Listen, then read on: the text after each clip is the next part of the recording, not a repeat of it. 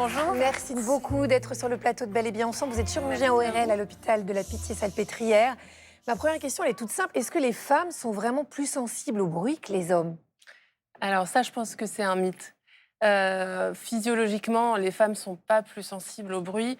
On a la même oreille, on a le même cerveau, mais après, peut-être que les femmes ont plus de charge mentale qui fait que du coup, peut-être que les femmes sont un peu plus en alerte de manière générale. Moi, c'est ce qui m'arrive tout le temps. Quand le bébé pleure la nuit, Comme jamais par je l'entends. hasard. Zut Voilà. alors. Oh là là, mais c'est vrai, mon pauvre, c'est pas de votre faute. Ah ouais. Ah oui, Sûr. c'est sûr. Alors, il y a quand même des moments dans la vie où on a l'impression qu'on est plus sensible au bruit, nous, les femmes. Est-ce que ce sont les variations hormonales qui peuvent éventuellement expliquer ça? Alors, les variations hormonales peuvent tout à fait expliquer un peu des moments où on va être un peu plus sensible au bruit, mais comme on va être plus sensible à toutes les stimulations, donc c'est sûr que, par exemple, la période prémenstruelle, ça va être une période de fragilité pour la femme où elle va être un peu plus sensible.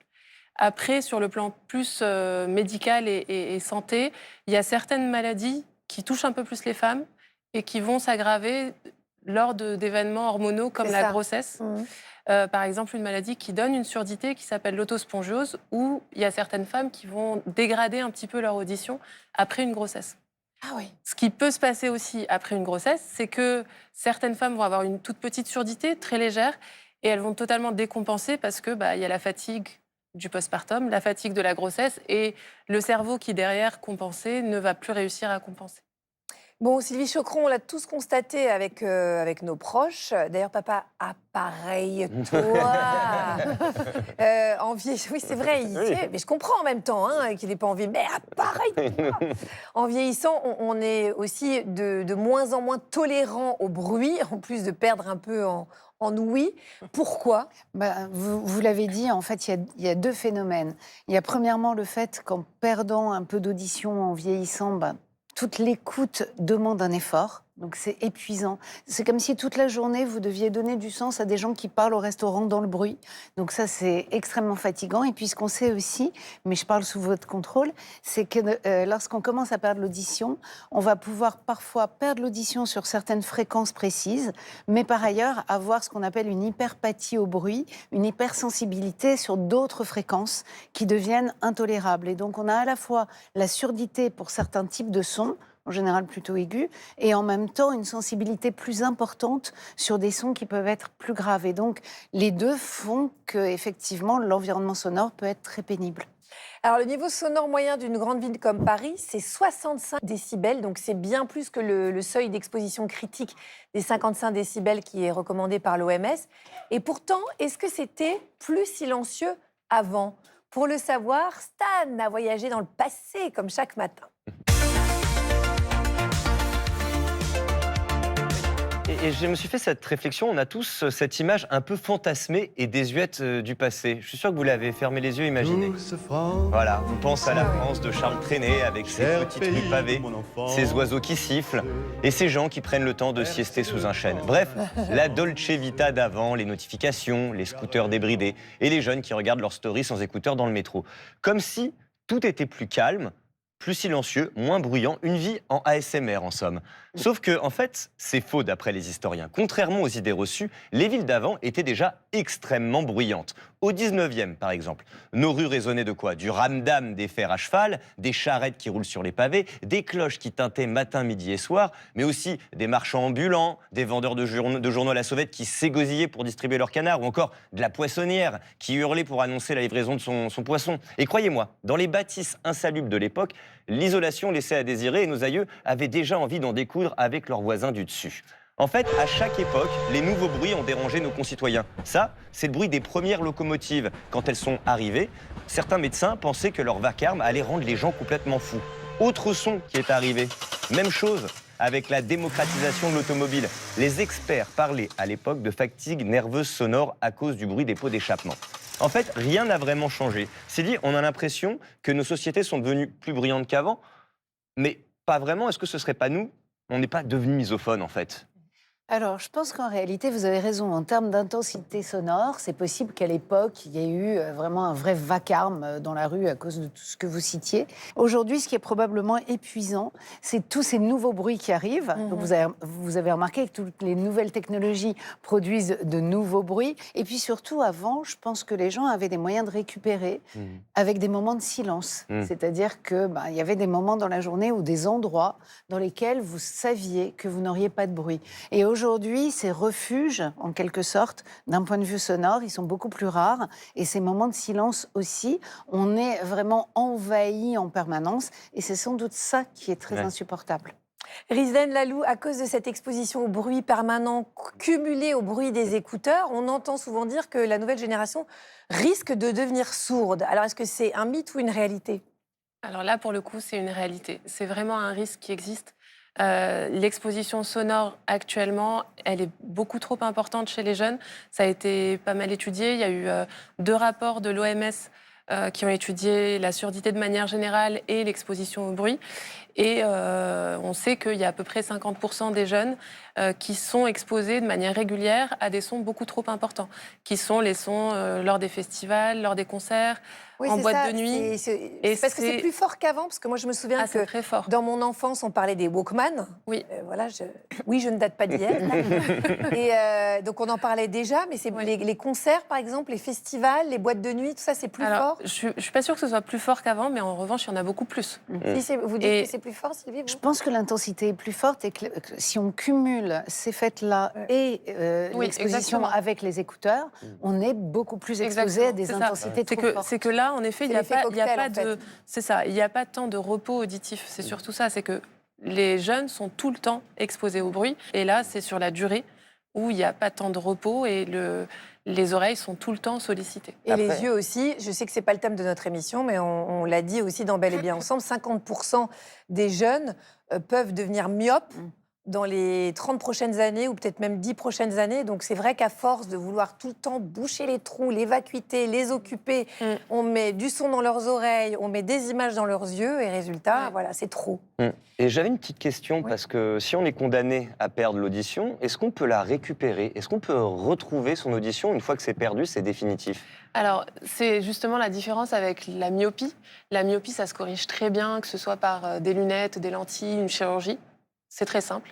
Les oreilles, malheureusement, c'est l'oreille interne qui prend. Et l'oreille interne, c'est un organe qui ne se régénère pas.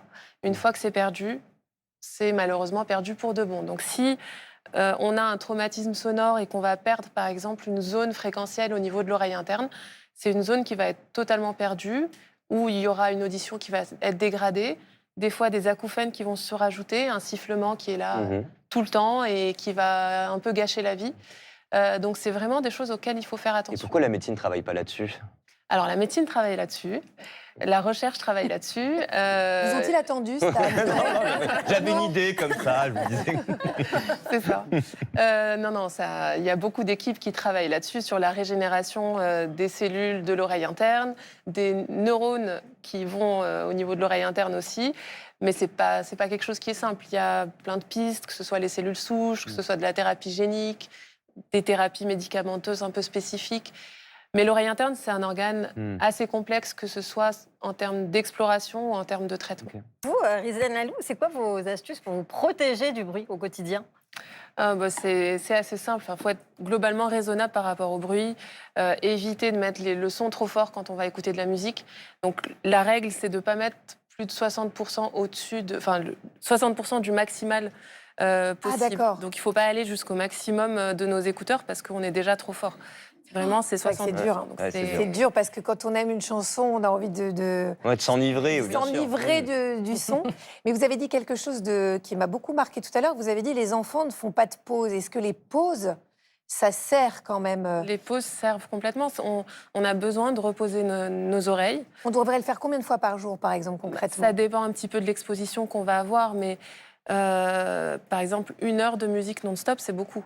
Ah oui, c'est ça. Donc, Donc après ça, il faudrait vraiment essayer de se plonger dans le plus de silence possible. voilà, faire une pause avec 5 minutes où on est complètement dans le silence, où on n'a pas de stimulation auditive autour de nous. Mais donc, pour se protéger, c'est vraiment éviter la musique trop forte, utiliser du bon matériel aussi pour écouter de la musique. Donc, C'est quoi du bon matériel? des écouteurs ou des casques qui vont être plutôt isolants pour éviter D'accord. d'avoir le bruit extérieur qui nous Ah oui. pollue et qui fait qu'on va mettre la musique plus fort en fait. Mais donc c'est pas la nouvelle génération Ouais. D'écouteurs. d'écouteurs, c'est ça, hein, normalement, ça isole totalement. Moi, je trouve que c'est presque un peu Ouais. angoissant. Pour ça que...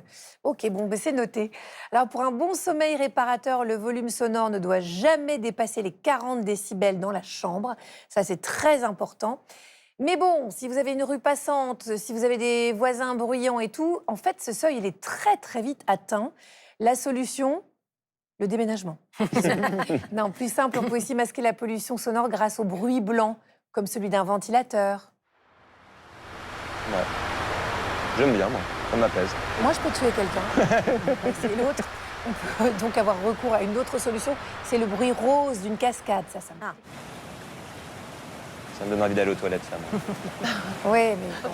Ben, arrêtez de boire 2 heures avant de vous coucher.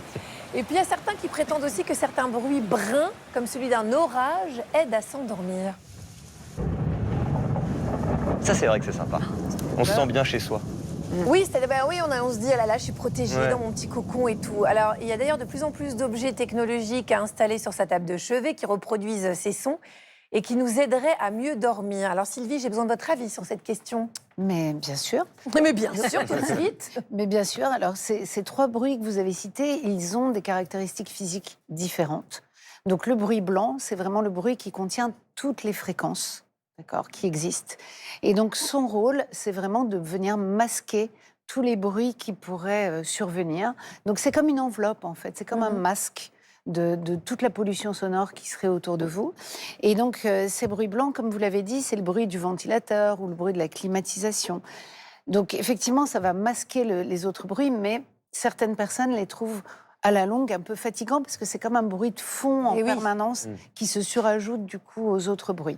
Ensuite, il y a les bruits roses dont vous avez parlé, qui sont des bruits un petit peu plus doux. Donc vous l'avez dit, hein, c'est le vent dans les feuilles, c'est le bruit de la pluie, le bruit de la rivière. Donc là, à nouveau, notre cerveau va percevoir ce bruit comme un bruit naturel qui, lui, va nous apaiser, donc nous procurer un certain bien-être. Et puis, il y a les bruits bruns dont vous avez parlé. Le roulement vraiment de l'orage qui arrive, par exemple, ce qui plaît beaucoup à Stan.